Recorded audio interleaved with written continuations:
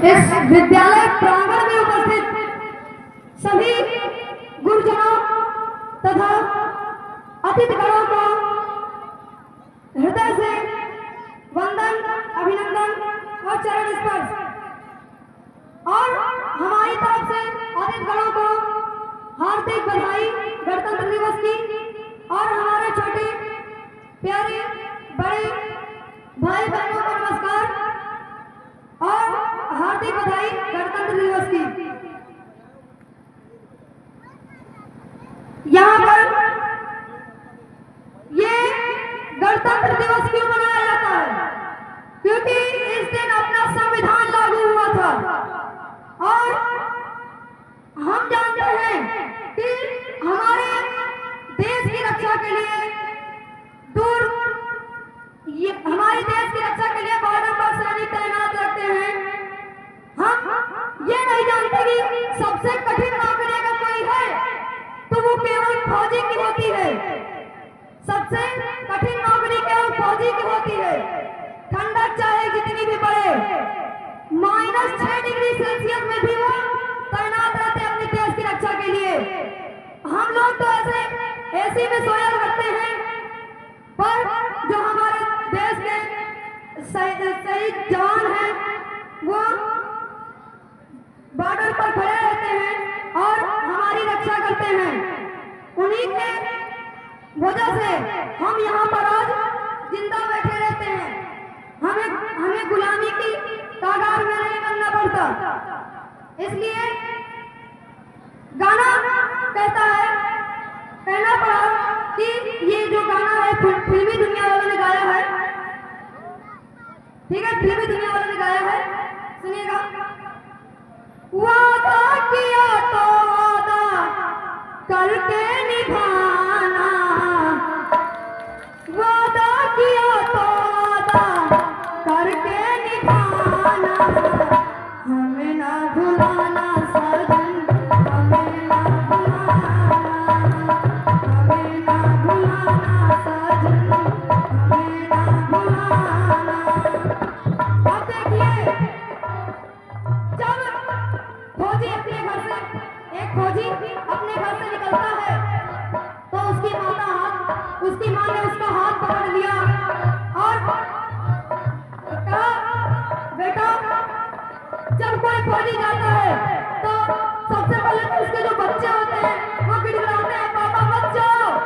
लेकिन उस फौजी की ऐसी नौकरी होती है कि उसे जाना पड़ता है। तुरंत हम लोग तो यहाँ पर आज सभी लोग के जो पापा हैं दिन भर हारे थके आए, घर को आए, बातें किया, साथ में बैठे हंसे बतलाए, आज थकान चली गई। लेकिन फौजी बेचारे ना जाने कब आए और क्यों ना उन्हें जल्दी ही क्यों ना बुला लिया जाए, उनकी ऐसी नौकरी होती है। तो जब एक फौजी अपने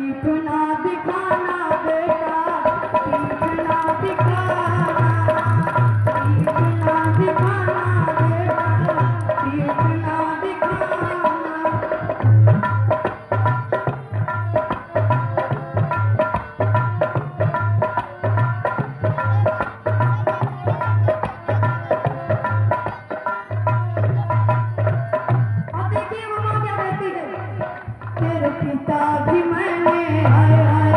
पर दिल को पठाए आए आए सिंदूर मिट गया ना लौट के आए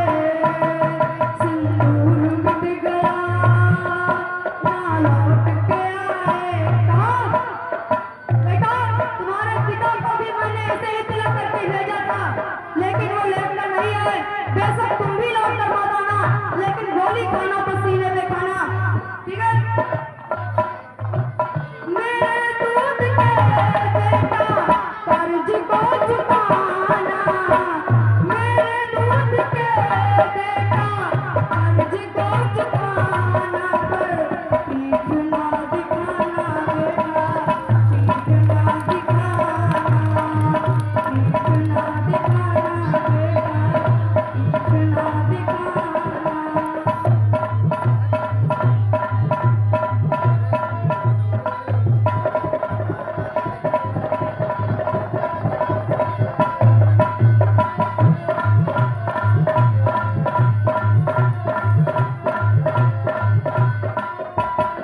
अब